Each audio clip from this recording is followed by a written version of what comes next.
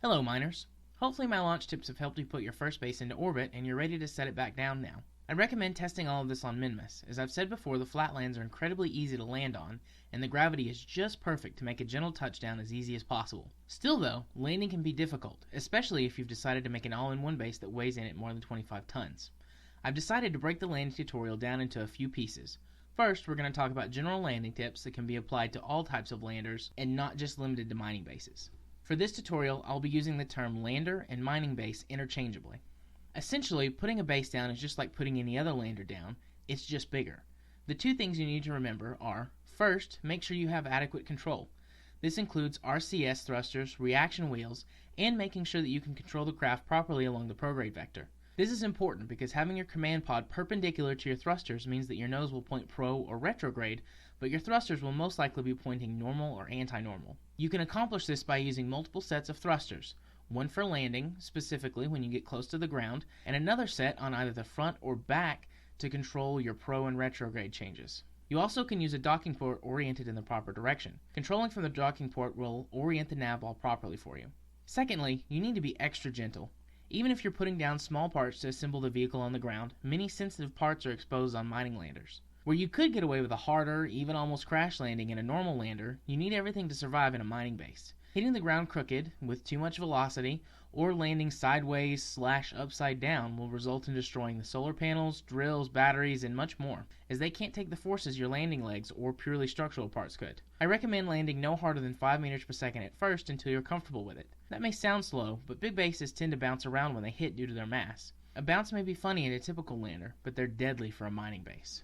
These tips are most useful with very heavy bases. Think 40 plus tons. They also are quite useful if you choose to land a mobile base directly on its wheels, as wheels are much more fragile in comparison to landing legs.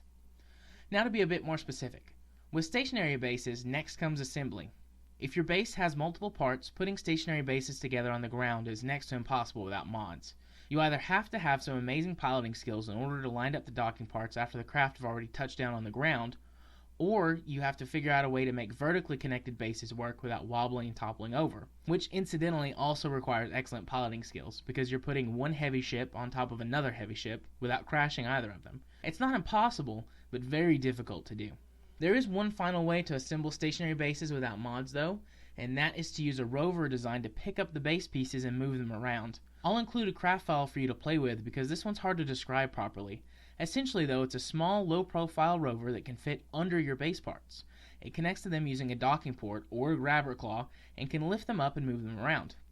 This is fairly difficult to do as well and requires an additional launch and landing, but if you use one of these, it works a lot better than flying the pieces around after you've already got them on the ground. Whatever method you choose to go with in a stationary base, be careful. If you think rendezvous is tough in space, it's even harder on the ground.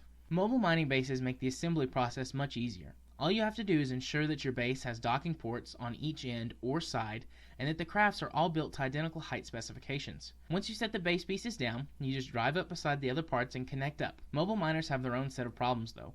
Wheels are much more fragile than landing legs, so setting one of these down is even tougher. It's also much harder to launch them since they will need to be covered by fairings and strapped down to something. If you're doing this in career mode, then mobile bases are also much more expensive. Wheels and additional rocket costs, plus the parts typically used for mobile landers are all more expensive than their stationary counterparts. Mobile bases are still my favorite though, since they're easier to assemble on the ground, can be moved to a specific location on the surface for maximum efficiency, and in my opinion just look a lot cooler.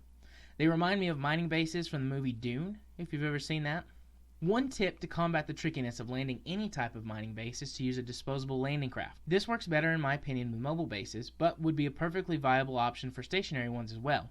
Essentially, you attach a big fuel tank, extra thrusters, and a ton of landing legs onto a separate craft that attaches to your base. Then you use that craft as your primary method of control until touchdown. Once you touch down, topple it over onto the wheels or landing legs of the base, then detach it. Minmus is actually littered with these in one of my games, since that's my primary delivery method for mobile miners on bodies that don't have atmospheres.